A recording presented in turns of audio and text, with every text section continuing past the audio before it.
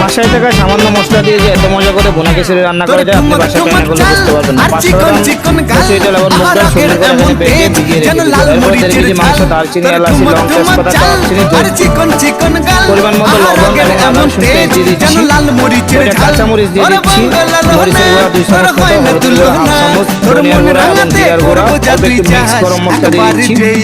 সাথে এখানে দিয়ে দিচ্ছি পেঁয়াজ, এগুলি সুন্দর করে নাড়াচাড়া করে রান্না করে নেব। অপর দিকে আমি খিচুড়ি রাইসের জন্য একটা সসপ্যানে সয়াবিন তেল, রেগুলার গরম মশলা, দারচিনি, এলাচি, লং, তেজপাতা, তার মধ্যে অল্প একটু পেঁয়াজ এবং কাঁচামরিচ, হালকা সরিষার তেল দিয়ে এটা সুন্দর করে ভেজে নেব। এরপরে 3-4 চামচ পরিমাণ আদা রসুন পেস্ট দিয়ে আদা রসুন পেস্টটা সুন্দর করে ভুনে নিতে হবে।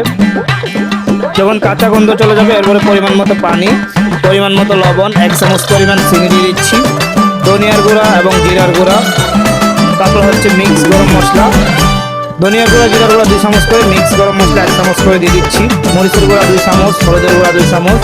এরপরে গ্রেভিটা সুন্দর করে কষাই নেব 5 মিনিট। এরপর ডাল আর চাউল যেগুলি ভিজিয়ে রাখছিলাম সেগুলি দিয়ে এখানে 5 মিনিট কষাই নেব। 1 কেজি চালের জন্য 1.5 কেজি করে পানি দিয়ে দিচ্ছি। অপর দিয়ে দেখেন মাংসটা হয়ে গেছে। যখন আপনার চালে পানিটা টেনে নেবেন ওই কিছু লেবু এবং আচার দিয়ে যে মাংসটা রান্না করছিলাম সেটি দিয়ে কাঁচামরিচ এবং পেঁয়াজ বেরেস্তা দিয়ে ঢাকনা ঢেকে দিয়ে দমে রেখে দিব 20 থেকে 22 মিনিট। 5 মিনিট পর দম থেকে উঠাই নেব। কত মজার এবং সুস্বাদু খিচুড়ি তৈরি হয়ে গেছে, আপনি চাইলে ট্রাই করতে পারেন।